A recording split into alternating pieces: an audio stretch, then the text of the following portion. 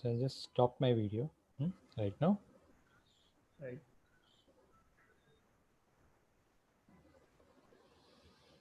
Okay, so lots of participants are joining us. So that is going to be wonderful today. So I hope Abhishek ji, am I audible to you? Can you please undo? Can you please do unmute? Yeah. Audible है विशाल जी, audible. Okay, perfect. Or slowly that is going to be Facebook Live also. Okay. Very good morning, Gaurav sir. How are you? Gaurav sir, very good morning. There are two Gauravs. Which Gaurav you are talking? Gaurav Sharma sir.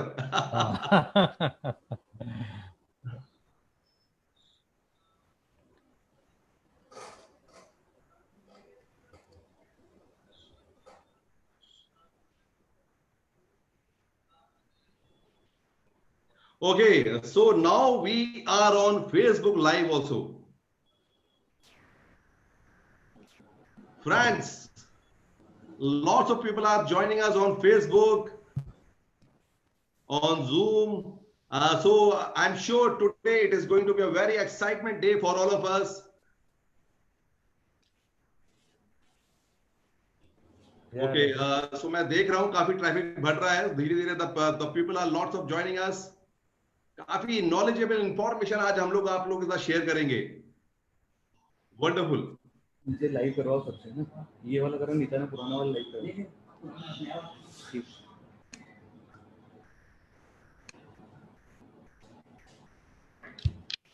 So friends, my name is Dr. Vishal Sehgal, Khamagadi, Jai Hind. Very good afternoon.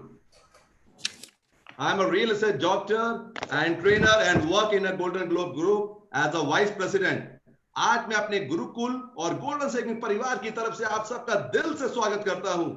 जैसा कि आप सब लोग जानते हैं कि गुरुकुल की first series 16 मई 2020 को रियल एस्टेट जयपुर का सबसे इनोवेटिव एंड नॉलेजेबल वेबिनार हुआ था, जिसमें हमने राजस्थान के सबसे प्रेस्टिजियस बिल्डर्स को इनवाइट करके पोस्ट कोविड-19 रियल एस्टेट मार्केट के अपडेट्स, डेवलपमेंट अपॉर्चुनिटीज के बारे में आप सब लोगों से एक ओपन फोरम में बहुत अच्छी तरह से डिस्कशन किया था.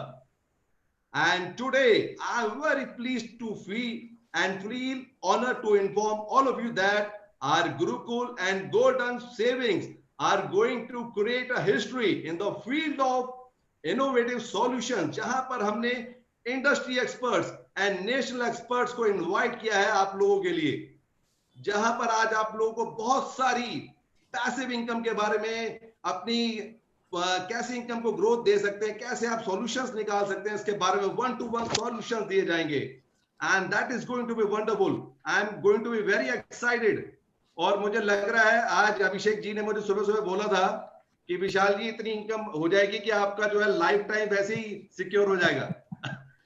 Abhishek ji, am I right? Exactly. Okay, wonderful.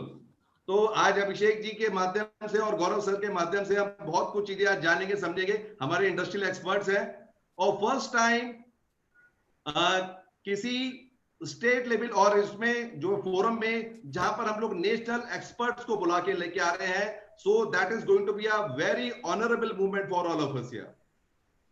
Before starting this session मेरे दिमाग में एक छोटी सी स्टोरी आ रही थी, मुझे लगा आप लोगों के साथ शेयर कर लेनी चाहिए. सर देखिए क्या है, हम लोग कहीं ना कहीं जहां शहरों में रहते हैं, लेकिन हमारी जो पृष्ठभूमि है, जो बैकग्राउंड है, that is going to be related and the grounded by the village. या हम कहीं ना कहीं हम लोग पुराने अपने जो है हमारी जो फाउंडेशन है वहीं से जुड़ी हुई है. एक बार एक गांव में, आमेर, जयपुर के पास एक आमेर गांव है, वहां की बात है, एक पंडित जी रहते थे, राइट. और वहां पे बाढ़ आ जाती है, राइट, और पानी बहुत तेजी से फ्लो कर रहा होता है. और वो पंडित जी भगवान के बहुत बड़े भक्त थे, रात दिन भगवान राम का नाम लेते थे, सुबह शाम 24 घंटे भगवान राम का नाम लेते थे. अब हुआ क्या, वहां से उनके पास जीप आई उनके पास, और जीप में से आवाज आई, पंडित जी आ जाइए, नहीं तो बाढ़ आपको नुकसान पहुंचा सकती है. पंडित जी बहुत मस्त थे अपनी भक्ति में, उन्होंने कही नहीं, मैं तो भक्ति कर रहा हूं, मैं नहीं आऊंगा, मैं तो जिस कंफर्ट जोन में हूं उस कंफर्ट जोन को ब्रेक नहीं करूंगा. मुझे अगर अगर जो है बचाना होगा तो भगवान राम स्वयं आएंगे मुझे बचाने के लिए, राइट।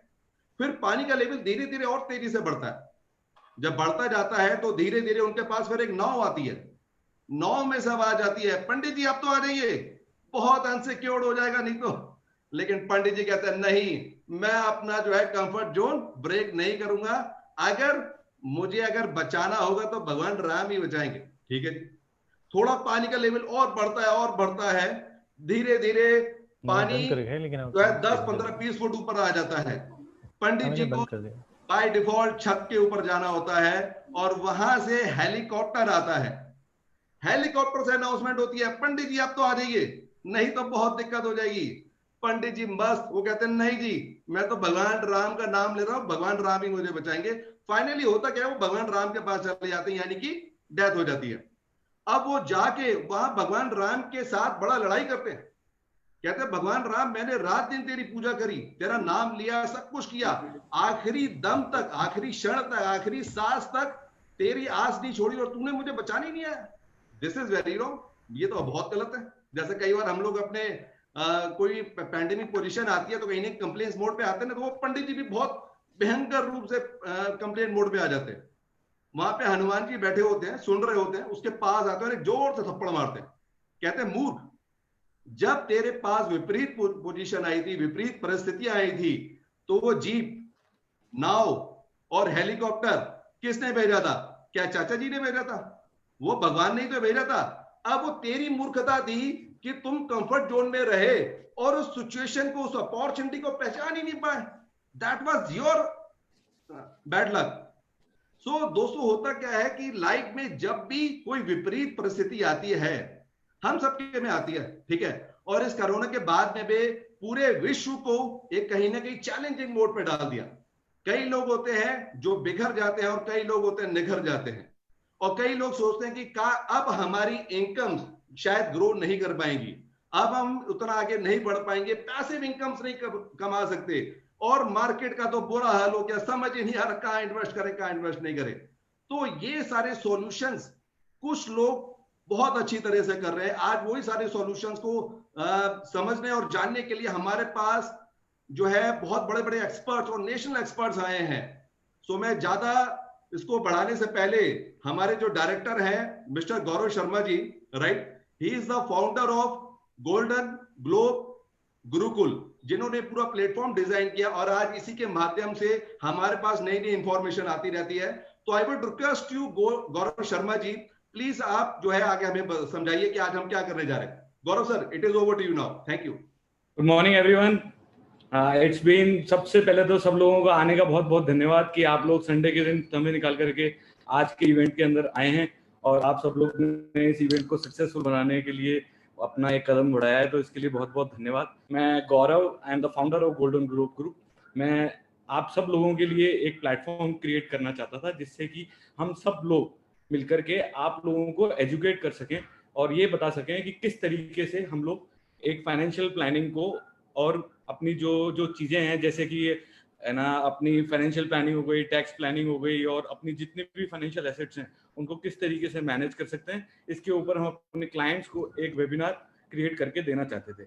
सबसे इम्पॉर्टेंट चीज़ ये है कि हम इस वेबिनार के अंदर ये बताना चाहते हैं कि आप किस तरीके से अपने पैसे को बढ़ने के लिए है ना प्रेरित कर सकें, और कैसे अपने पैसे को आप ना बढ़ा सकें और पैसिव इनकम को क्रिएट कर सकें।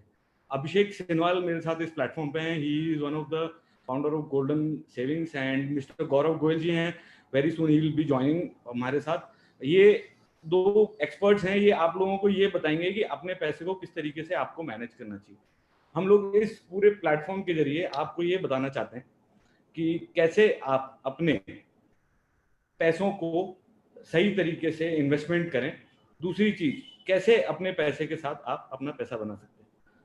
थर्ड फॉरमोस्ट चीज जो है वो ये है कि हम लोग ना ये प्लेटफॉर्म जो है ये हमने क्यों क्रिएट किया है, गोल्डन सेविंग्स हमने किस तरीके से चालू करी, गोल्डन सेविंग्स है क्या।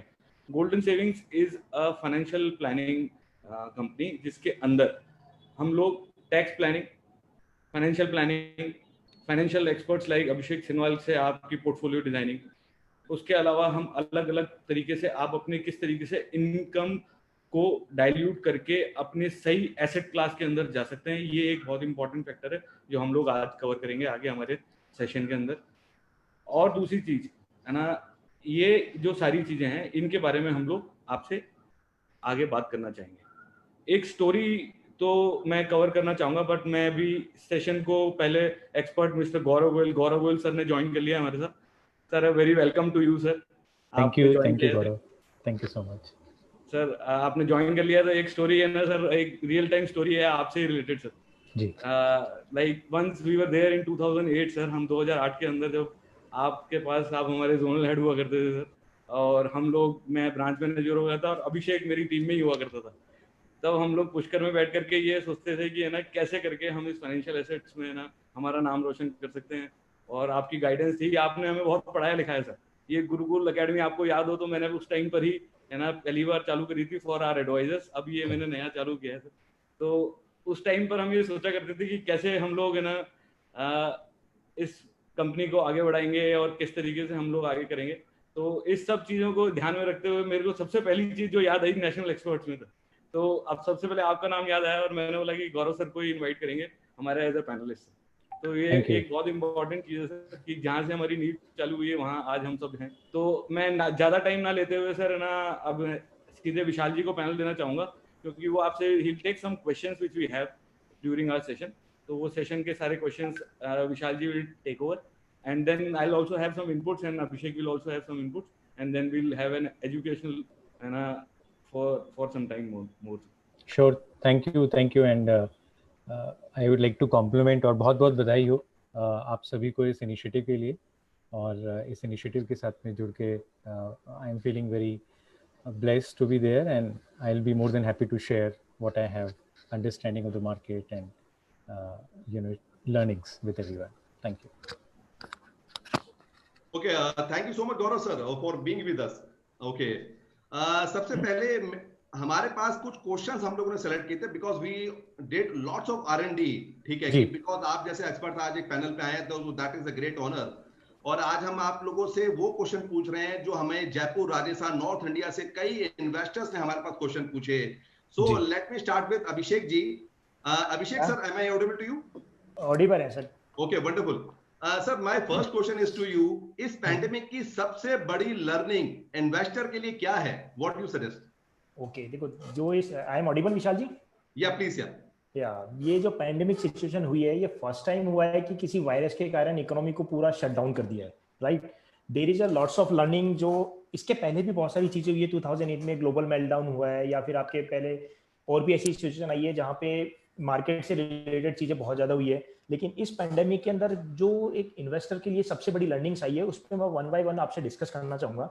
सबसे बड़ी इस पैंडेमिक की एक सिचुएशन है कि अपने पोर्टफोलियो को किसी भी तरीके से इस तरह से आप मैनेज करो कि वो एक पोर्टफोलियो का डिजाइन इस तरह से हो कि आपको पता हो कि आप अपने पोर्टफोलियो को कहाँ लेके जाने हैं या कहाँ लेके जाना है आपको, राइट? उसके लिए कुछ चीजें हैं जैसे कंटीजेंसी फंड।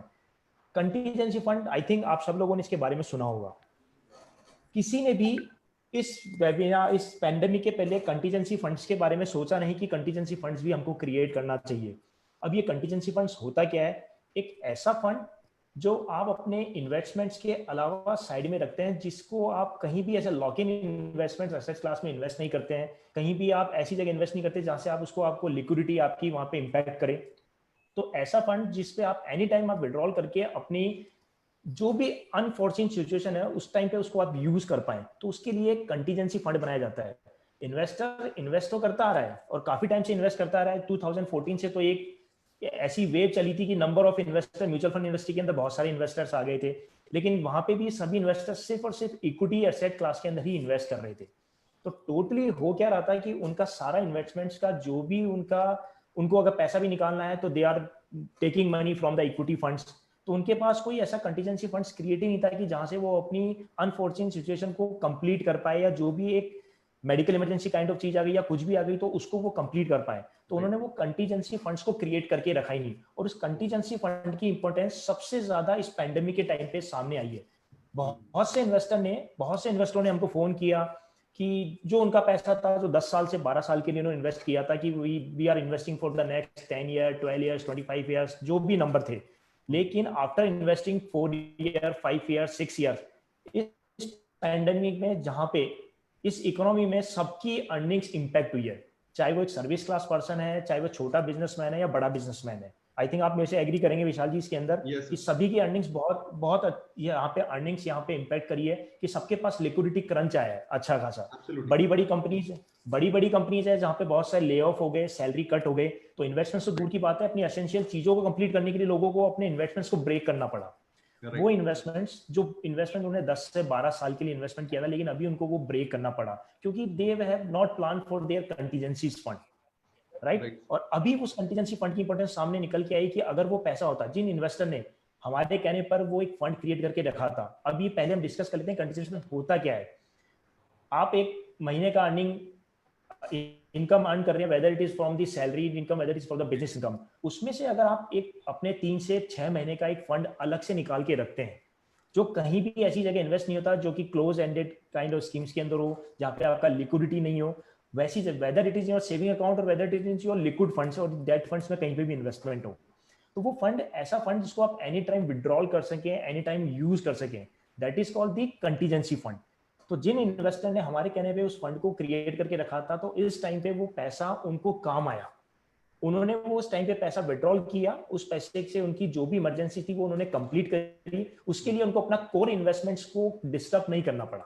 लेकिन कई इन्वेस्टर ऐसे भी थे जिन्होंने कोई कंटीजेंसी फंड क्रिएट नहीं किया था, दे हैव सेड कि हमने अलग से रख रखा है या वहां रख रखा है, लेकिन वो कहीं से भी उसको विड्रॉल नहीं कर पाए, तो उनको अपने कोर इन्वेस्टमेंट्स को ब्रेक करना पड़ा। तो पहला तो ये कि लर्निंग ये कि हमेशा इन्वेस्टमेंट्स के पहले अपना कंटीजेंसी फंड्स क्रिएट करके रखें, and the second foremost things अपना रिस्क मैनेजमेंट प्रॉपर्ली करना, राइट।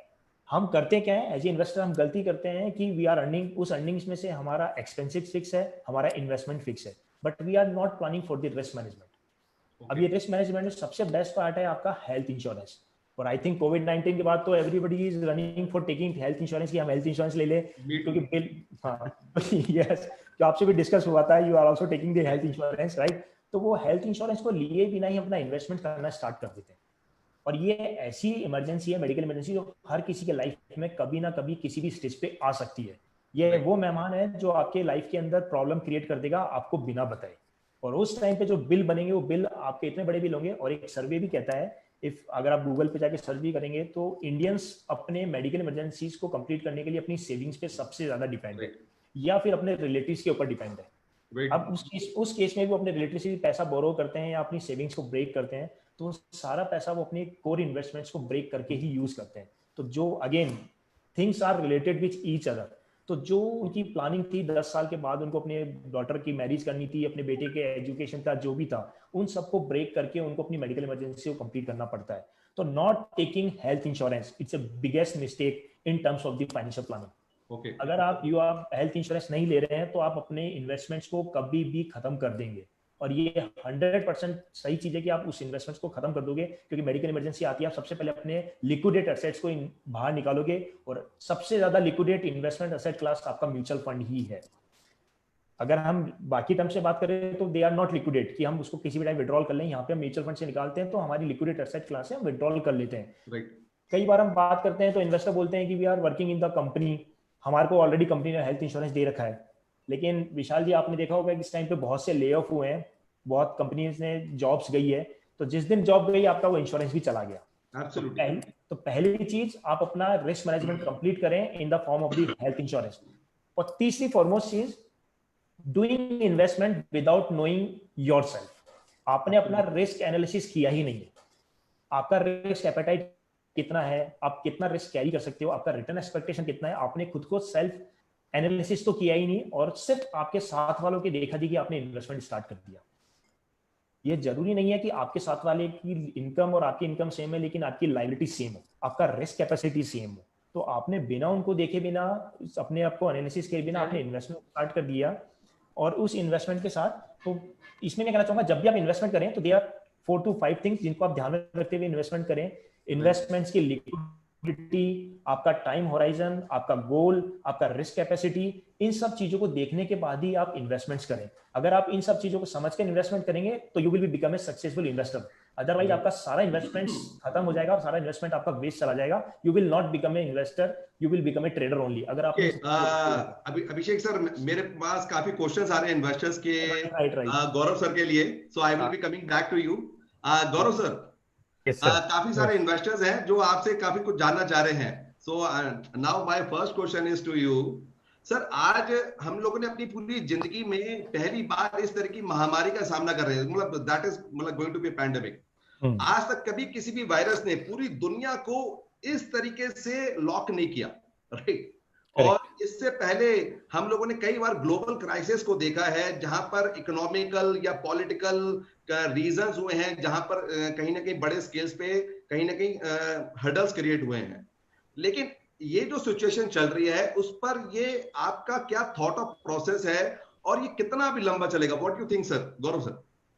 ओके, तो आपका क्वेश्चन बहुत वैलिड है आई थिंक, क्योंकि दिस इज समथिंग जो कि हम कह सकते हैं कि एक एक्स्ट्राऑर्डिनरी इवेंट है, और एक इसको कहा जाता है कि ब्लैक स्वॉन इवेंट की तरह इंडस्ट्री में है या मार्केट में है.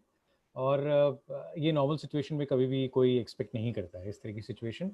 लेकिन आई थिंक अभिषेक ने भी वो पॉइंट एक ही highlighted one point and I want to elaborate on that, कि हमें ये समझना पड़ेगा कि ये जो क्राइसिस है और जो कोविड का जो हम बात कर रहे हैं आज, ठीक है, this is a medical crisis, this is not a financial crisis. और जब ये अगर मेडिकल क्राइसिस है तो इस क्राइसिस का एंड कब होगा? जब उसका मेडिकल सॉल्यूशन अवेलेबल होगा.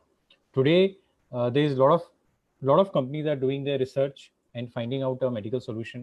उसका जब वैक्सीन बनेगा, उसका जब प्रॉपर मेडिसिन्स मार्केट में अवेलेबल होंगी, आई थिंक अभी कुछ कंपनीज ने क्लेम किया है कि they have made medicines for COVID, but I think we have to really wait for some more time to see that, okay, how this medical crisis can only be treated with medical solution. So that is something which we need to understand. And इसीलिए ये दूसरे किसी भी financial crisis से different है, क्योंकि ये financial crisis है ही नहीं, ये तो मेडिकल क्राइसिस. और उस मेडिकल क्राइसिस का सॉल्यूशन सिर्फ मेडिकल मेडिसिन से होगा, उसकी वैक्सीन से होगा. तो जब तक ये क्राइसिस का हमें पास मेडिसिन नहीं होगा, वैक्सीन नहीं होगा, तब तक इसकी वेव्स चलती रहेंगी. और इसका only solution is that, okay, whether we precautions हैं, सोशल डिस्टेंसिंग है, किस तरीके से हम ये करते हैं. तो I think that will be a part of the life which is there, going to be there in terms of और उसके कारण से कंज्यूमर बिहेवियर बहुत इम्पैक्ट होगा, और उसके कारण से कंज्यूमर बिहेवियर के कारण से लॉट ऑफ मार्केट इम्प्लीकेशंस हैं, जिसको कि मैं during the course of discussion I will share with you that किस तरह से ये ट्रेंड चेंज हो रहा है और मार्केट में क्या इम्पैक्ट होगा. तो I think if I have to relate with the topic which is there for the today's discussion, और जैसा गौरव जी ने बताया about creating a passive income, I think what we have to see is that how what are the opportunities which are emerging out of this COVID crisis from investment. क्या उनकी nature of passive investment में change है, कि पहले हम जो pre Covid करते थे पैसिव इन्वेस्टमेंट के लिए, क्या हम अभी भी पोस्ट कोविड हमारा बिहेवियर वही रहेगा? ऐसे कंज्यूमर बिहेवियर में अगर शिफ्ट होगा तो क्या वो ट्रेंड्स हैं और किस तरीके से हमें अपना पोर्टफोलियो, आई थिंक अभिषेक ने बहुत इंपॉर्टेंट बात की कि बहुत ही आवश्यकता है इस बात की कि हम अपने पोर्टफोलियो को देखें और उसका रिव्यू करें किसी भी एक सलाहकार के साथ में, जो कि एक्सपीरियंस हैं, जिनके पास में अंडरस्टैंडिंग है, नॉलेज है, और इंसाइट लें कि अभी, क्योंकि जो प्री कोविड के पहले जो सही था और जो पोर्टफोलियो सही था, प्री कोविड के बाद definitely that needs review and that needs change. But I think in summary, to answer your question, it is a medical crisis and that is something which we need to understand. इसका solution, इसका end कब होगा? जब हमारे पास vaccine होगा, जब हमारे पास medicine होगा, तभी इस मेडिकल क्राइसिस का सॉल्यूशन होगा. जो हमारे medical crisis is impacting the economy, and economy is having a impact on the financial markets. So that is how you know, so when we will not have the impact on the financial markets, I think when we'll get positive news on medicine, when we'll have positive news on vaccine, I think it will have a positive impact on economy, it will have a positive impact on the financial markets. मतलब कि कहने का मतलब है, now we have to live with this situation, और कहीं ना कहीं अपना एटीट्यूड पॉजिटिव रखना पड़ेगा और नए सोर्सेज पर ध्यान देना पड़ेगा. एम आई राइट सर? बिल्कुल बिल्कुल, एब्सोल्युटली. Thank you.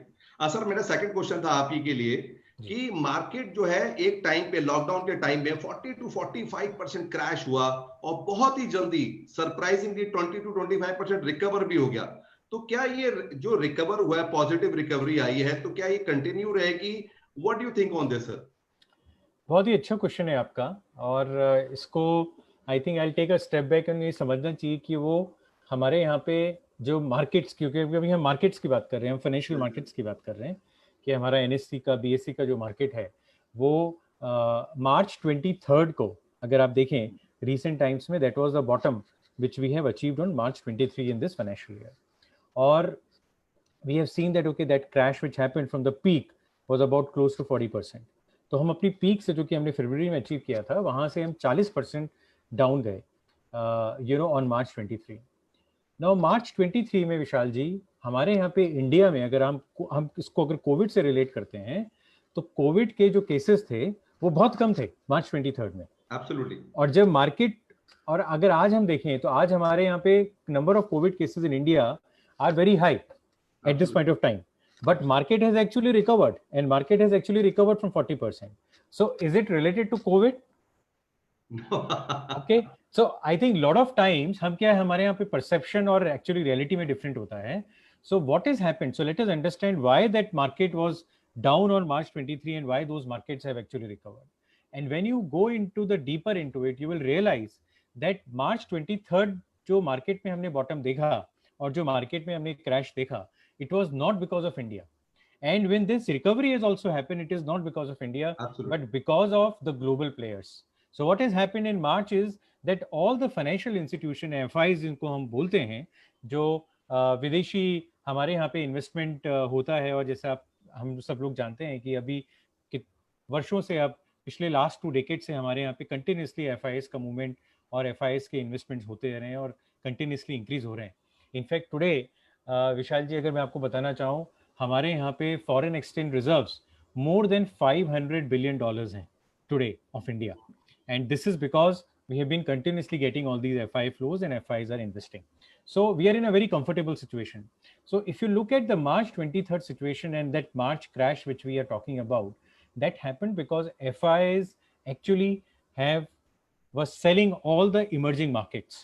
जब COVID crisis आप ये देखिए, that was at the peak there, and their economy and other situation was they had that kind of scare in their markets. तो वहाँ पे इमर्जिंग मार्केट्स में विड्रॉल हुआ. India is also one of those markets, और सिर्फ India में नहीं हुआ, बाकी दूसरे देशों में भी हुआ, और वो विड्रॉल हुआ, और उस विड्रॉल के कारण से मार्केट में हमें वो क्रैश हमें देखने में आया कि ये मार्केट डाउन हो गया. But that was not because of India, that was because of the global FI plays and they move out in the market. When you look at in terms of now when the market has recovered from FIs, when they were negative, in March, the outflows were negative. Today, in this month, in the June month only, they have already invested 23,000 crores of investments in India. And that's the reason that, okay, we are seeing that the market is actually growing and the market has recovered. So कहने का summary जो मैं कहना चाहता हूँ, कहने का तात्पर्य यह है कि जब भी हम मार्केट्स को देखेंगे, आई थिंक नियर टर्म्स में आपको ऑलवेज ये मार्केट में वॉलेटिलिटी रहेगी, और इक्विटी मार्केट में वॉलेटिलिटी रहती है. शॉर्ट टर्म में जब भी आप लॉन्ग टर्म में देखेंगे वॉलेटिलिटी कम रहती है. इसलिए ये शॉर्ट टर्म के बेसिस पे ना तो सेलिंग का डिसीजन लेना चाहिए, ना बाइंग का डिसीजन लेना चाहिए. लॉन्ग टर्म व्यू के हिसाब से लेना चाहिए, फंडामेंटल्स के हिसाब से लेना चाहिए. और उसमें जब भी जैसे अभिषेक जैसे जो सलाहकार हैं, वो उनका एक बहुत बड़ा रोल होता है, ताकि हम वो जो दिखता है ऊपर से, everything which glitter is not gold. अगर मार्केट क्रैश हो गया था, इनफैक्ट अभिषेक जैसे जो सलाहकार हैं वो कस्टमर्स को और इन्वेस्ट करने के लिए रिकमेंडेशन दे रहे थे, और जो कस्टमर जिन्होंने इन्वेस्ट किया उस समय, उनको एक्चुअली आज today they have actually got 30 to 40% return, while lot of investors at that point of time, जिनके पास में जिन्होंने लाइक अ गूगल इन्वेस्टर डिसीजन लिया, क्योंकि आज जितना इन्फॉर्मेशन अवेलेबल है गूगल में कि मार्केट डाउन हो गया है, और मार्केट डाउन हो गया और अपना पैसा विड्रॉ कर लिया, actually they have suffered the losses. So market का जब भी हम देखते हैं कि मार्केट में तेजी है या मार्केट में गिरावट है, उसका रीजन समझना जरूरी होता है. जो जरूरी नहीं है जो अखबार का जो हेडलाइन है, that is actually the reason for. अखबार की हेडलाइन से इन्वेस्टर अपना डिसीजन ले लेता है, जो कि कई बार गलत चल जाता है. करेक्ट. सर मुझे एक गट्स फीलिंग आ रही है कि आप जैसे नेशनल एक्सपर्ट्स की एडवाइस को अगर फॉलो किया जाए तो हमारी इंडियन मार्केट और हमारा प्यारा देश भारत इस सिचुएशन को बहुत जल्दी ओवरकम कर लेगा positively. Okay, my next question is to Gaurav sir. अभी चीन और अमेरिका के बीच में ट्रेड वॉर छिड़ा पड़ा है. क्या इसका इफेक्ट हमारी इकोनॉमी पे भी पड़ेगा? What do you think on this sir? देखिए, बहुत अच्छा क्वेश्चन है ये, और डेफिनेटली उसका एक इम्पैक्ट है आज. And we have to understand कि वाई ये यूएस और चाइना का जो वॉर हो रहा है. तो ऑफ कोर्स इट इज आज today it's not only to be sufficient to be a military power, but it is more than important to be like an economic power. So it is like a fight between two superpowers. China is challenging America on their economic superpower status, and therefore America is doing what they are doing. And of course उनके domestic reasons हैं, political reasons भी हैं, जो कि और अभी election year भी है. US में अगर देखा जाए तो election year भी है.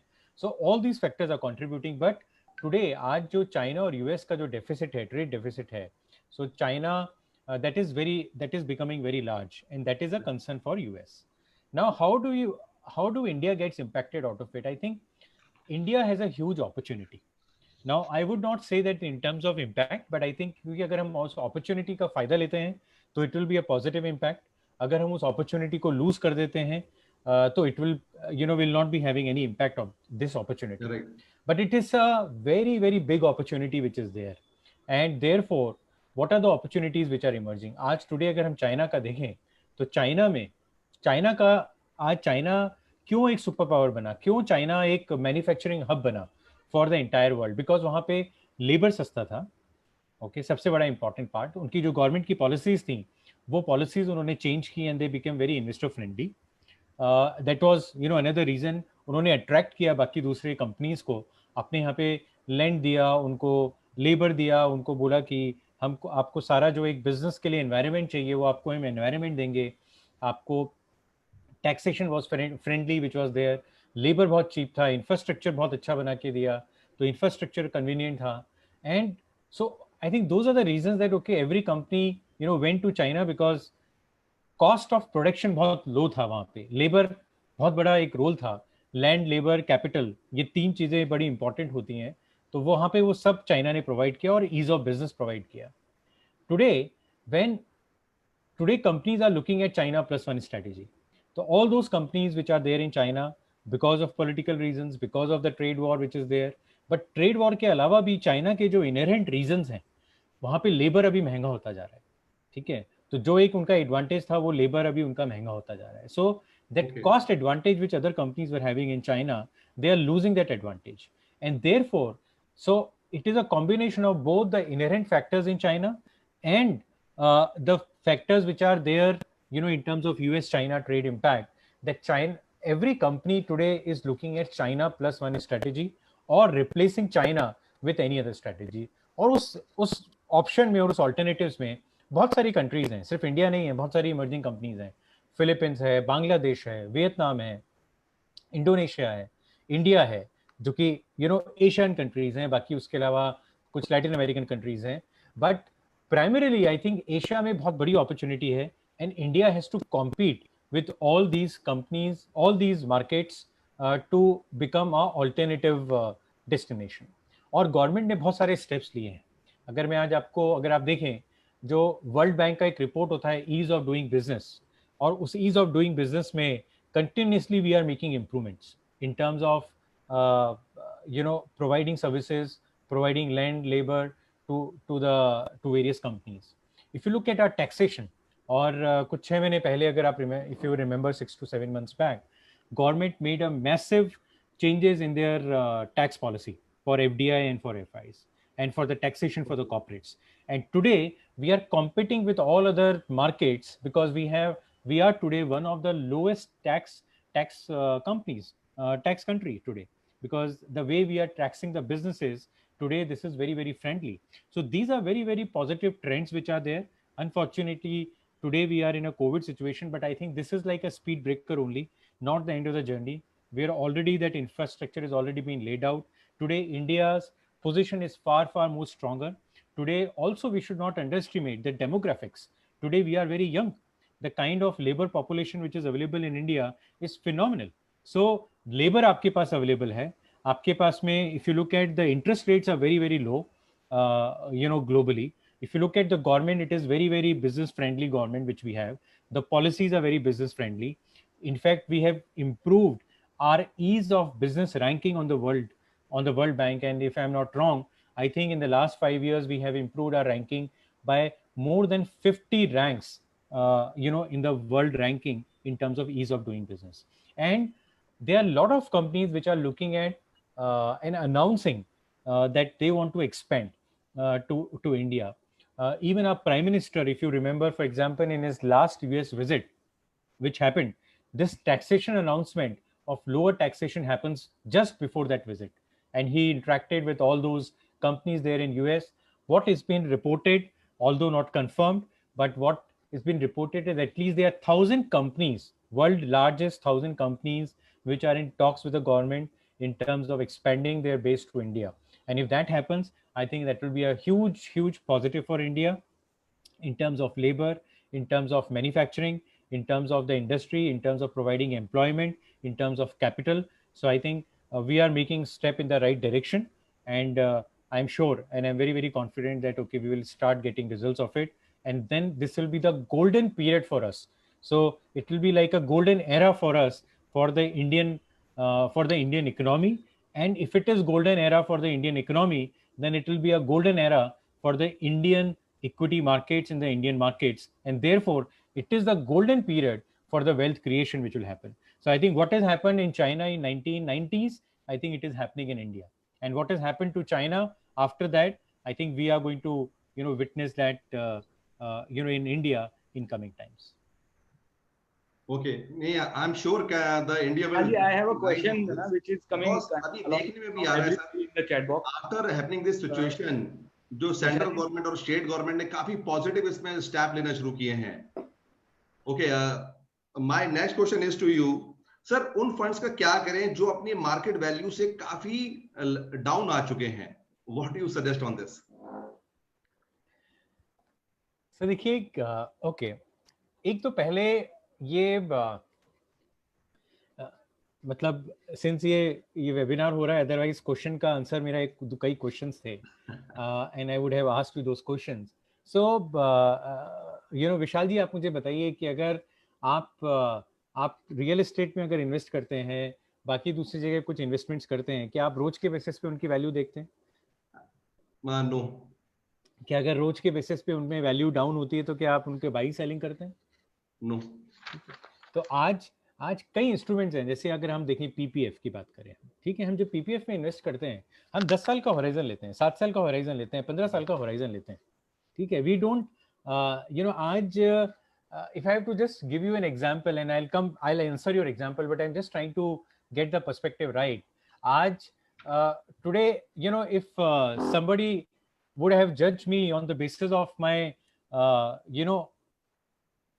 percentage in the 3rd class, in 4th class, in 5th class, or, in 6th class, somebody would have taken a decision कि भाई मैं तो आगे नहीं पढ़ पाऊंगा या कुछ कर नहीं पाऊंगा, ठीक है. So, you don't take a view on कि एक आपके टेस्ट में आपके क्या मार्क्स हैं, because when you are playing in the, for the long run. So this is a long haul, and I'll just give you data, which is there, and let me just give you a perspective of data.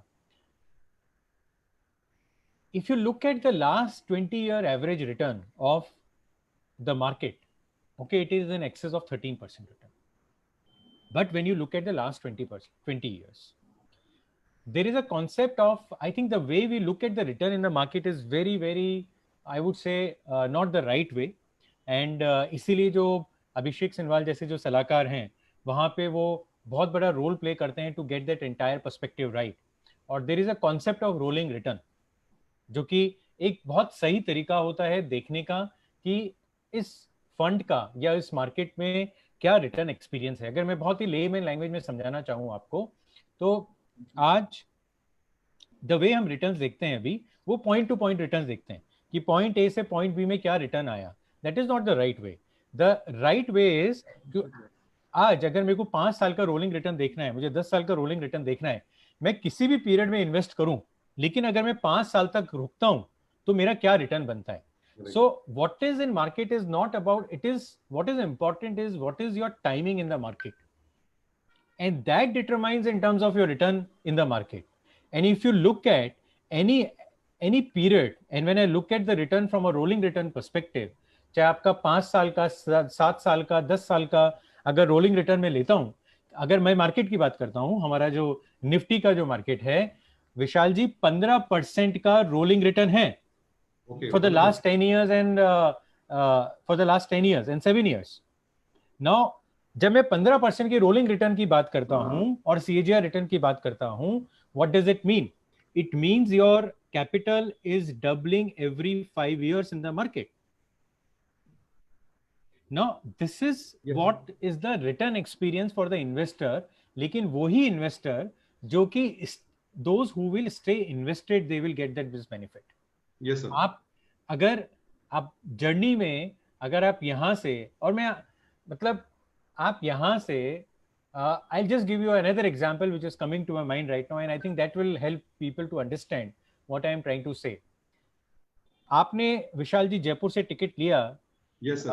आपको जाना था, कौन सी आपकी favourite destination है? Sir Which is your dream destination? Dream destination in India या outside of India? कहीं भी। अच्छा, मैं इंडिया की बात करूं तो मैं ऑफ कोर्स मतलब शिमला और Kullu Manali, this is my favourite destination.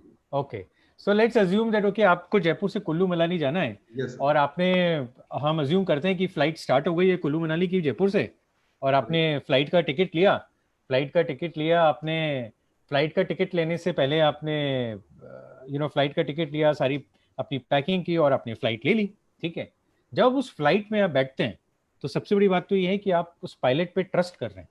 Absolutely. ठीक है, कि वो जो पायलट है वो आपको लेके point A to point B जाएगा. ठीक है, तो Right. इस केस में पायलट है अभिषेक सिनवाल जैसे सलाहकार, जो कि उस जर्नी में आपको स्मूथ लेके जाएंगे.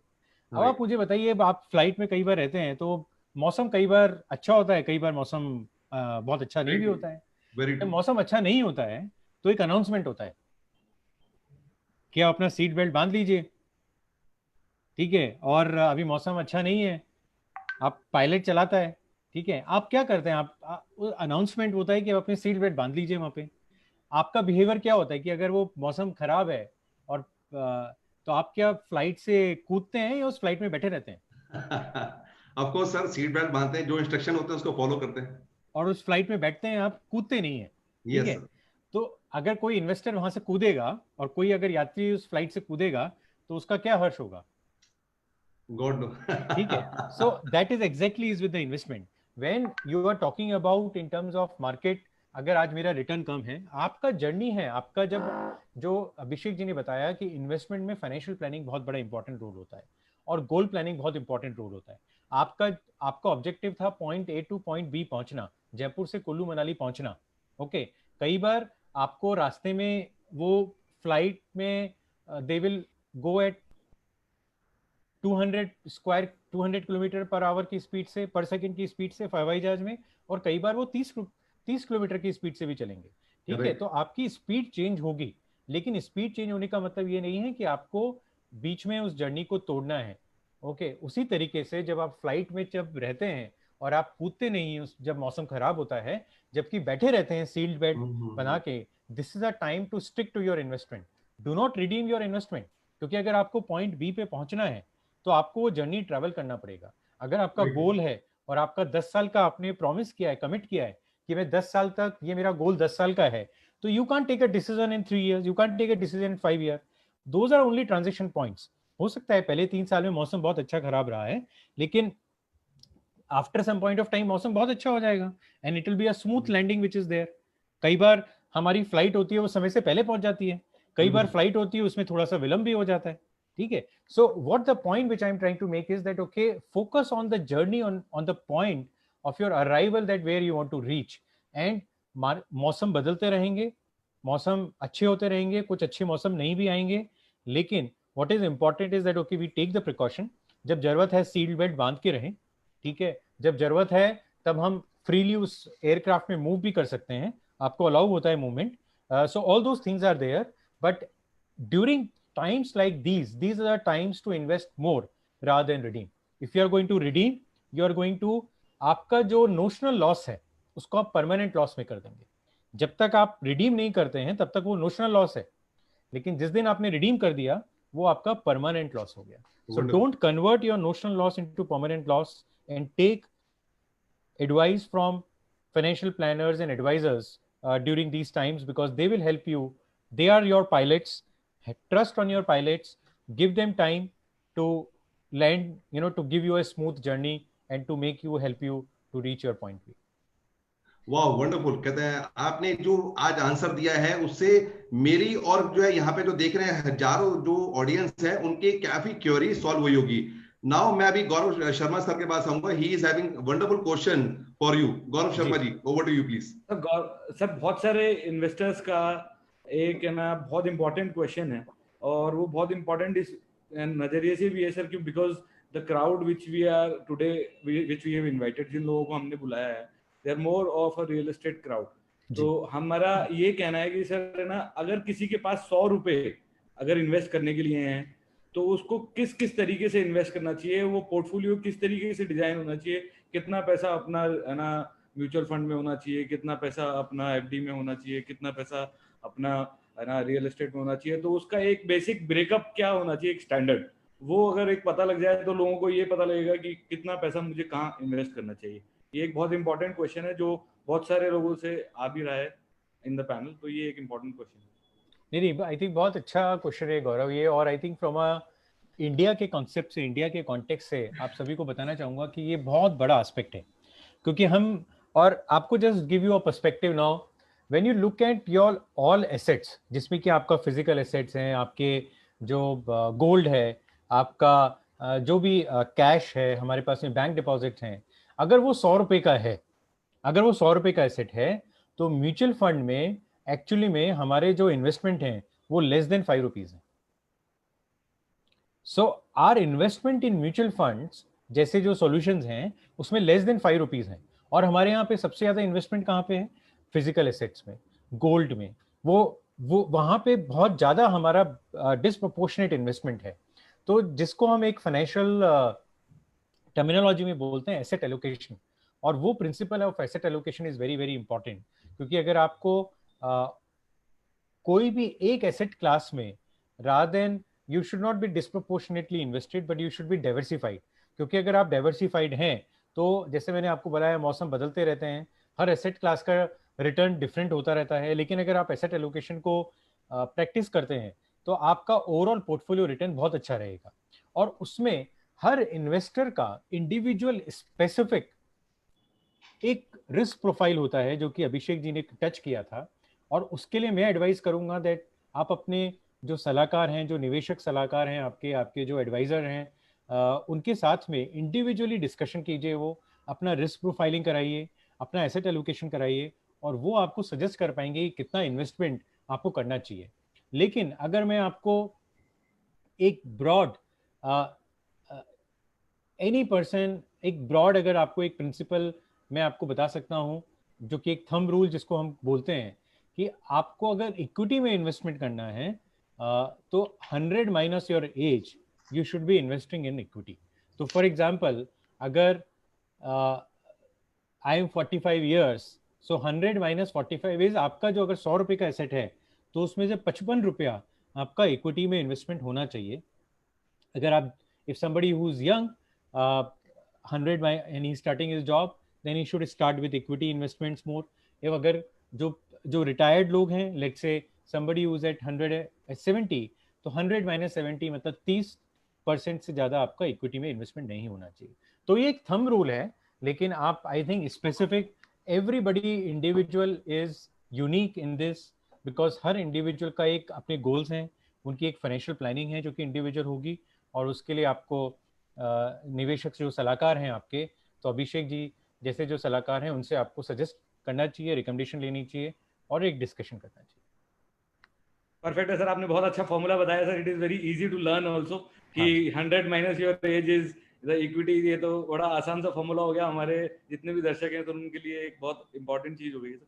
एक और इम्पॉर्टेंट क्वेश्चन है सर, जो भी अभी जैसे स्पेसिफिकली अंशुल जी ने पूछा है कि जब एफडी की रेट्स इतनी गिर गई हैं पिछले 1.5 साल के अंदर, Correct. और अगर आप देखें आरडी की रेट्स भी गिर रही हैं, गवर्नमेंट की जितनी स्कीम्स हैं उनकी भी रेट गिरी हुई है।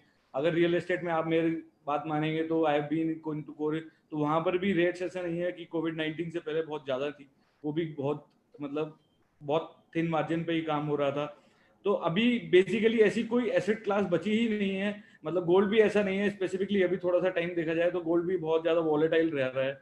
तो ऐसे टाइम में सर मतलब लोगों को किस तरीके का बिहेवियर भी दिखाना चाहिए और क्या उस पर काम करना चाहिए सर, कि अब क्या करें अब इस पॉइंट ऑफ टाइम पे?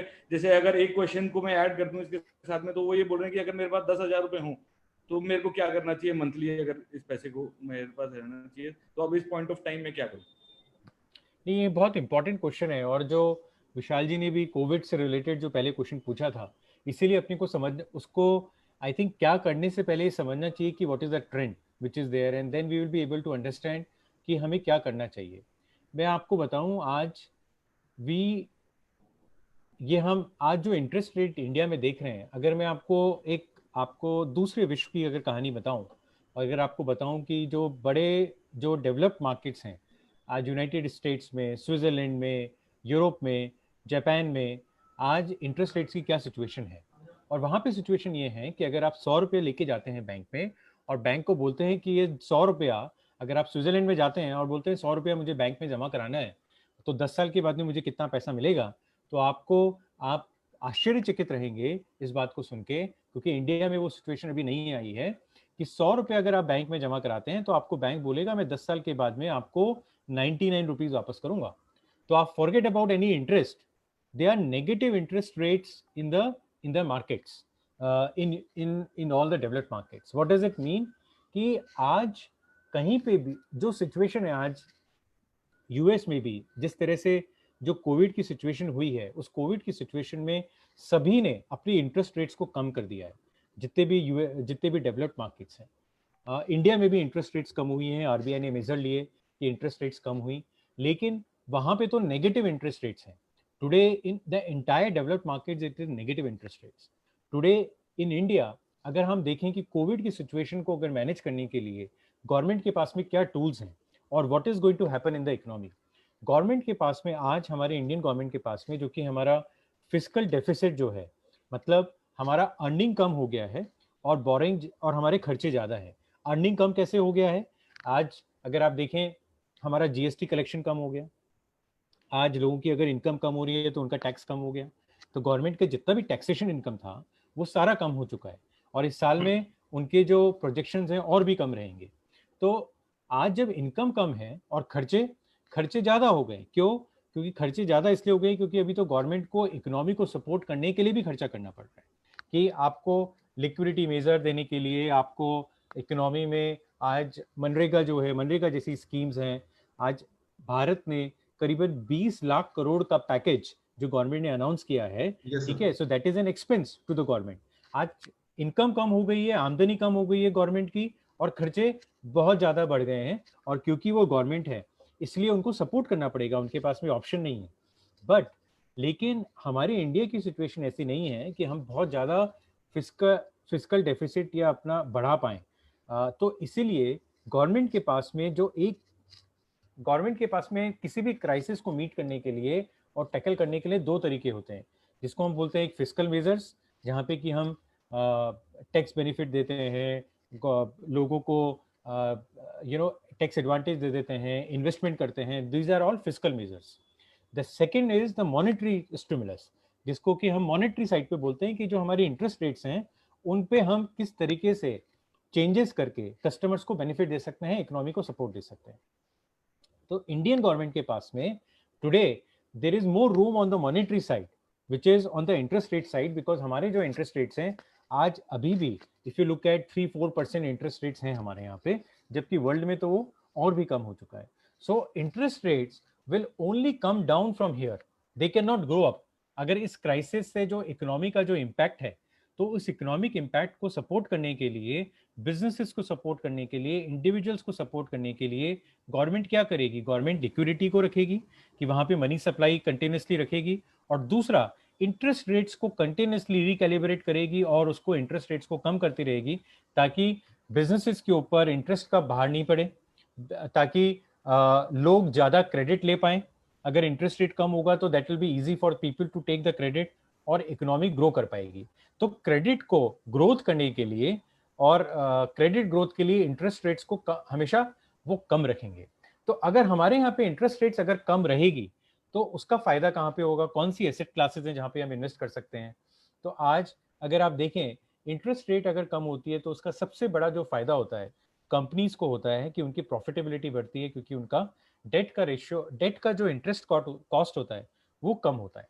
तो आज अगर प्री कोविड से पहले मेरा 10% का इंटरेस्ट रेट था फॉर एनी कंपनी, और अगर आज वो 6% रह गया, तो जो 4% का इंटरेस्ट कॉस्ट कम हुआ है that helps to add to the profitability of the company. और अगर वो प्रॉफिटेबिलिटी ऑफ द कंपनी बढ़ेगी और उसको सपोर्ट मिलेगा तो उसका सीधा इम्पैक्ट जो होता है वो इक्विटी मार्केट में रहता है। और अगर इक्विटी मार्केट में वो इम्पैक्ट होगा तो that is very very positive, that is very good for the equity market. तो इंटरेस्ट रेट्स कम होने का इंटरेस्ट रेट्स कम होने का सबसे बड़ा इम्पैक्ट है कि that more money will come into the equity market. और इसीलिए आपको समझना पड़ेगा कि जब पूरे विश्व में अगर इंटरेस्ट रेट नेगेटिव है, और आज एफआईज का अगर 23,000 करोड़ से ऊपर का जून महीने में हमारे यहाँ पे आया है, वो इसीलिए आया है क्योंकि बाकी दूसरी जगह तो इंटरेस्ट रेट जीरो है। तो अगर वो इन्वेस्ट करेंगे तो उनको कोई फायदा नहीं है। इसीलिए that money is coming to India and markets like India, जहाँ पे की ग्रोथ होगी जहाँ कंपनीज का, और इसीलिए वो पैसा यहाँ पे आ रहा है। So that money will go to equity market. और इसीलिए इंडिविजुअल्स को भी clearly one important shift which we all have to do is that जो हमारे बैंक डिपॉजिट्स हैं, आज हमने बैंक्स में हम फिक्स डिपॉजिट कराते हैं, आज 4-5% का इंटरेस्ट रेट रह गया है। अगर आप आफ्टर पोस्ट टैक्सेशन अगर आप देखें तो 2% का भी इंटरेस्ट रेट नहीं है जो कि हमारे बैंक्स में हमें मिल रहा है। इन्फ्लेशन उससे ज्यादा है, तो एक्चुअली में नेगेटिव आपका रिटर्न है अगर आप बैंक डिपॉजिट में कराते हैं। तो आपको आई थिंक हम सबको रीलुक करना पड़ेगा कि हम हमारा जो बैंक्स में जो हमारे डिपॉजिट्स हैं, हमारे बैंक्स में हमने जो सेविंग्स अपना रखा हुआ है, क्या वो सही है। क्या हम अगर हम 100 रुपीज का बैंक डिपॉजिट है उसमें से 50 रुपीज हम ट्रांसफर करें, दूसरे एसेट्स में लगाएं जो कि ग्रोइंग एसेट्स हैं जहाँ पे कि हमें रिटर्न मिल सकता है, और उसमें म्यूचुअल फंड जैसे जो सॉल्यूशंस हैं वो आपको हेल्प करेंगे ताकि आपका return overall at the portfolio level over a period of 3 or 5 years it will generate you a better return on your portfolio. But definitely, to answer your question, Gaurav, we must in this scenario when the interest rate is going to come down, और banks में interest rate और कम होता ही रहेगा जब तक कि हमारी situation normal नहीं रहेगी। So and that will B some time away from now. So definitely we must move from bank to now these solutions of mutual funds so that we can generate returns in our portfolio. Okay, so time की shortage देखते हुए मैं Abhishek ji, I am coming to you, right. मैं आपसे last question पूछ रहा हूँ, SIP mutual fund से अलग है क्या? इसमें कोई नुकसान होता है क्या? या और इंश्योरेंस भी इन्वेस्टमेंट होता है क्या? मतलब ये काफी सारे investors they are asking for this. Okay, right. पहला चीज तो ये बहुत ही कॉमन क्वेश्चन है कि एसआईपी में इन्वेस्टमेंट करना है लेकिन म्यूचुअल फंड में नहीं करना, राइट? तो पहली चीज तो SIP is the mode of investment in the mutual fund, right? तो म्यूचुअल फंड में इन्वेस्ट करने के दो तरीके हैं, whether you invest into lump sum या फिर आप उसमें कर सकते हो मंथली मोड के अंदर। तो जो आप मंथली मोड में इन्वेस्ट करते हैं वो कहलाता है आपका एसआईपी, सिस्टमैटिक इन्वेस्टमेंट प्लान। तो जो रिस्क एसोसिएट है, वॉलेटिलिटी की रिस्क जो है, मैं इसको रिस्क नहीं बोलूंगा, एक वॉलेटिलिटी शब्द देना चाहूंगा कि वॉलेटिलिटी जो एसोसिएट है म्यूचुअल फंड के साथ, वो आप एसआईपी करते हैं तो उसके साथ भी एसोसिएट है। ऐसा नहीं है कि एसआईपी में इन्वेस्ट करेंगे तो वो वॉलेटिलिटी से बाहर हो जाएंगे या फिर आपको रिटर्न कम बनेंगे या रिटर्न ज्यादा बनेंगे, विच इज द सेम कि आप म्यूचुअल फंड के साथ जा रहे हैं। सेकंड क्वेश्चन आपका ये कि इंश्योरेंस भी इन्वेस्टमेंट्स है क्या? इंश्योरेंस कभी इन्वेस्टमेंट्स था ही नहीं, right? Insurance is your cover. जैसे आज आप अपनी एक कार का इंश्योरेंस कराते हैं तो वो रिटर्न्स लेने के लिए थोड़ी कराते हैं अपना इंश्योरेंस। आप उसको करते हैं कि in the case of theft और in the case of accident आपको एक कवर इंश्योरेंस कंपनी प्रोवाइड करा दे जो आपको काम आ जाए। तो वैसे ही, राइट, तो वैसे ही जो इंश्योरेंस होता है, आपका लाइफ इंश्योरेंस होता है, आपका लाइफ कवर होता है, आपका मेडिकल इंश्योरेंस होता है, विच इज वो आपको एक कवर प्रोवाइड कराता है। वो कोई इन्वेस्टमेंट्स नहीं है, वो आपको कवर प्रोवाइड करा रहा है कि आप किसी भी अनफॉर्चुनेट सिचुएशन में, कि अगर you are the earning member of your family, अगर आप नहीं रहते तो आपकी फैमिली को एक फाइनेंशियल सपोर्ट रहे। उसके लिए वो इंश्योरेंस होता है। तो इंश्योरेंस कभी इन्वेस्टमेंट्स के रूप में देखना ही नहीं चाहिए। Always keep separate your insurance and your investments. अगर आपको जाना है तो जैसे अभी गौरव सर ने भी बताया यहाँ पे कि असेट क्लास अलग अलग होती है, उस एसेट क्लास में पैसा अलग अलग हो, तो वैसे ही सेम यहाँ पे आपको both are things from the financial assets, insurance and the investments, right. लेकिन आपको अलग अलग रखना पड़ेगा कि आप इंश्योरेंस अलग रखें और इन्वेस्टमेंट्स को अलग रखें। ओके, कहाँ, वंडरफुल, राइट। ओके। गौरव गोयल सर, मेरा लास्ट क्वेश्चन आपसे है सर, अगर इस पूरी सिचुएशन को समराइज किया जाए, ठीक है, पोस्ट कोविड-19 इन्वेस्टर्स को ऐसी कौन सी 3 चीजें हैं जिस पे सबसे ज्यादा फोकस करना चाहिए? Please suggest us. So I think सबसे पहले इम्पॉर्टेंट चीज इज एसेट एलोकेशन, जो बहुत ज़रूरी है कि हमारे जो 100 रुपये के जो इन्वेस्टमेंट हैं, और 100 रुपये का इन्वेस्टमेंट सिर्फ ऐसा नहीं है कि सिर्फ जो मेरे पास लिक्विड एसेट्स हैं या सिर्फ जो पैसा है, बट मेरे जितने भी एसेट्स हैं, चाहे वो गोल्ड हो, चाहे वो फिजिकल एसेट्स हो, रियल एस्टेट हो, मेरा जो फाइनेंशियल एसेट्स हैं, तो वो एसेट एलोकेशन बहुत ज़रूरी है अपने सलाहकार के साथ में उसको रिव्यू करने के लिए। दूसरा इम्पॉर्टेंट एस्पेक्ट है जो अभिषेक ने भी बात की, which is in terms of the contingency fund, कि इमरजेंसी फंड का एक प्रोविजन रखना बहुत ज़रूरी है, ताकि हम अपने जो लॉन्ग टर्म के जो गोल्स हैं उनके साथ में कोई कॉम्प्रोमाइज़ नहीं करें, उनको चेंज नहीं करें, उनको इम्पैक्ट नहीं करें। So that is the second important thing which is there. और third important aspect is, you know, again मैं एग्जांपल के साथ में बताना चाहूँगा कि आज जब हम बीमार होते हैं, ठीक है, तो क्या करते हैं? किसी डॉक्टर के पास जाते हैं, सलाह लेते हैं, मेडिसिन, यू नो, डॉक्टर के पास उससे बताते हैं कि भैया मेरे को ये बीमारी है या ये प्रॉब्लम हो रही है, डायग्नोसिस डॉक्टर करता है और उसके बाद में अपना मेडिसिन लेता है। तो तीसरी इंपॉर्टेंट बात यह है कि अपना सेल्फ मेडिकेशन नहीं करें इन्वेस्टमेंट के हिसाब से। ओके, डेफिनेटली अपने एक सलाहकार, जो भी सलाहकार आपके हों, उनके साथ में बैठें, उनके साथ में पूरा रिव्यू करें, और सलाहकार let the experts do their job, they know what is good, and उनकी सुने, और एक निवेशक के साथ, एक सलाहकार के साथ में जुड़े। Excellent sir, excellent, and we are very grateful कि आपने इतने अच्छे हमें जो सजेशन दिए। Now I am coming over to Gaurav Sharma sir. Gaurav Sharma sir, कैसे इसको समराइज करेंगे आप प्लीज? आप सबसे इम्पोर्टेंट चीज ये है, सबसे इम्पोर्टेंट चीज ये है कि, है ना, कि आज के सेशन से हमें बहुत इंपॉर्टेंट चीजें पता लगी हैं कि किस तरीके से अपने पैसे को मैनेज करना चाहिए। भाई, जो लोगों के दिल में डर था, अगर जो हमने पहले इस चीज को करने से पहले ये सोचा था कि जो लोगों के दिल में एक डर है जो पेंडेमिक के कारण आ गया है, और जो हमारे इन्वेस्टर्स जो भी हैं गोल्डन सीरीज के, और जो सारे इन्वेस्टर्स हैं, वो जो मार्केट के पैनिक के हिसाब से इधर उधर जा रहे थे और लोग पैनिक हो रहे थे और रिडम्पशंस कर रहे थे। तो मेरा ये मानना है कि इस सेशन के बाद में लोगों को कम से कम ये महसूस हुआ होगा कि हाँ यार, इस तरीके के ups and downs equity market में आते जाते रहेंगे, या डेट मार्केट में भी आते जाते रहेंगे, पर हमें इस मार्केट में टाइम देना है, विच इज, गौरव सर ने जो बोला था कि timing the market is not important, time in the market is very important. तो ये एक ऐसी चीज है जो सब लोगों को इस सेशन के थ्रू समझ में आई होगी। तो ये एक बहुत इंपॉर्टेंट सेशन है, और इस सेशन से के अंदर हम एक चीज और ऑर्गेनाइज कर रहे हैं, हम एक चीज और अनाउंस करना चाहते हैं। अभिषेक सिनवाल और आशीष शर्मा जी, जो मेरे 2 पार्टनर्स हैं इन गोल्डन सेविंग्स, सर, हम लोगों ने मिलकर के, इन दोनों ने एक नई पहल चालू करी है कि ये लोग एक वीडियो सीरीज चालू कर रहे हैं, video series which is an educational series, जिसमें हम लोगों को ये बताएंगे कि कैसे आप, है ना, SIP को समझ सकते हैं, कि सिस्टमेटिक इन्वेस्टमेंट प्लान क्या होता है। अपन 2 से 5 मिनट की एक एजुकेशनल सीरीज चालू करेंगे, जिसके अंदर हम 15 से 20 वीडियो अभी लेके आ रहे हैं, जो नेक्स्ट मंथ में हम रिलीज करेंगे, जिसमें आपको रिटर्न ऑन इन्वेस्टमेंट किस तरीके से होता है, सिस्टमेटिक विड्रॉल किस तरीके की चीज होती है, जो बेसिक जार्गन्स हैं जो फाइनेंशियल एक्सपर्ट्स यूज करते हैं, वो कॉमन पब्लिक तक कैसे पहुंचे और उनको हर चीज के बारे में कैसे पता लगे। इसकी एक वीडियो सीरीज हम लोग जल्दी शुरू करने वाले हैं। मोस्ट प्रोबेबली यू, जो भी हमारे वेबिनार अटेंडीज हैं और जिन्होंने हमारे साथ रजिस्टर किया है, उन सब लोगों को हम लोग ये थ्रू ईमेल्स और इसके थ्रू भेजते रहेंगे।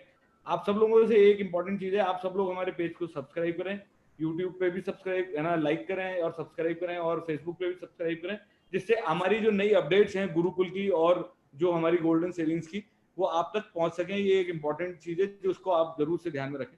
तो ये एक दो चीजें थी जो मैं ऐड करना चाहता था। पर मेरे दिमाग में हर टाइम एक वो स्टोरी बिल्कुल दिमाग में रहती है यार, वो मैंने लास्ट टाइम भी यूज करता हूँ, मैं इसको बहुत यूज करता हूँ, the boiling frog. The boiling frog मतलब ये लोग फ्रॉग वाली स्टोरी सबने सुनी होगी, but this is a boiling frog. तो एक फ्रॉग की स्टोरी है जिसके अंदर एक फ्रॉग को अगर आप किसी भी बर्तन में रख करके धीरे धीरे पानी को गर्म करोगे तो फ्रॉग के अंदर एक चीज होती है जिससे वो अपने आप को एडजस्ट कर लेता है। तो बॉडी के टेम्परेचर को अपने को एडजस्ट करता जाता है और धीरे धीरे टेम्परेचर के साथ उसकी बॉडी एडजस्ट होती जाती है। पर एक सर्टेन टाइम के बाद में जब उस बॉइलिंग टेम्परेचर को हम एक सर्टेन लेवल से ऊपर ले जाते हैं, उस लेवल के ऊपर ले जाने के बाद में क्या होता है, फ्रॉग की जितनी भी ताकत थी वो सारी ताकत वो अपनी उसमें लगा चुका था एडजस्ट करने में। और जब एक फ्रॉग के लिए उछाल मारना कितना आसान चीज होती है, पर उस पॉइंट ऑफ टाइम पे उसमें उतनी एनर्जी भी नहीं रहती कि वो उछल के बाहर निकल जाए। तो ये एक ऐसी स्टोरी है जिसकी वजह से क्या है कि फ्रॉग की मौत हो जाती है, और ज्यादातर लोग यही समझेंगे कि फ्रॉग की मौत किस लिए हुई या मेंढक की मौत किस लिए हुई, क्योंकि वो पानी से कूद नहीं पाया। पर बेसिकली वो इसलिए मौत हुई है क्योंकि वो अपने आप को बदलना नहीं चाहता था, और जो नए चेंजेस थे उसके साथ एडजस्ट नहीं करना चाहता था। वो सिर्फ एडजस्ट करता रहा वहीं पे ही, उसने कोई एक नई छलांग नहीं मारी। अगर उसके लिए एक छलांग मारना बहुत आसान था पर वो छलांग नहीं मार पाया। क्यों? क्योंकि उसके अंदर इतनी एनर्जी ही नहीं बची। वो उसने बेसिक एडजस्टमेंट में लगा ली, अपने आप को बदलने में नहीं लगाई कि भाई उस सिचुएशन से मुझे बदलने के लिए क्या चाहिए। तो इस पेंडेमिक टाइम में जब चीजें बिल्कुल बदल गई हैं तो आप अपने पैसे को किस तरीके से मैनेज कर सकते हो, कैसे आप अपने पैसे से पैसे बना सकते हो, इस तरीके की चीजें जो हैं वो Abhishek Sinwal is very master in it. तो मैं सब लोगों से कहूंगा कभी आप इससे मिले हैं, इससे एक जूम मीटिंग का टाइम लें और जूम मीटिंग के ऊपर आपके पोर्टफोलियोज हम लोग फ्री में भी प्लान कर सकते हैं। तो this is what I wanted to say. और बहुत ही इंपॉर्टेंट चीज है कि आज गौरव सर हमारे साथ हैं। It is been long time, Gaurav sir के साथ बहुत दिन हो गए थे मिले हुए, और आज इतनी टाइम से 1 महीने से मैं सर से इस डिस्कशन में चल रहा हूँ, और at the end we did a final very good session. तो बहुत अच्छा सेशन रहा अभी तक। गौरव सर की अटेंडेंस यहाँ पर रही तो बहुत अच्छा लगा था सर। वो मेरे को तो पुराने दिन याद आते हैं, once we were there in ICICI. so it is a long time back. So thanks for coming, sir, for our session, and thanks Abhishek Sinwal also for coming to. Thanks. Okay, so thank you all of you for your kind patience. I wish you all a very healthy, happy and prosperous life with lots of innovative passive income solutions now. मैं आप लोग का दोस्त doctor विशाल सहगल गुरुकुल की तरफ से आपका शुक्रिया अदा करता हूं, और आपके सामने new learning and earning solution लेके आते रहेंगे, जिससे आप अपनी लाइफ में आगे प्रोग्रेस करते रहें, ग्रो करते रहें। यही हमारा सबसे बड़ा मिशन है। जय हिंद। Thank you so much. Good day. Bye. Thank you. Thanks a lot. Thank you so much.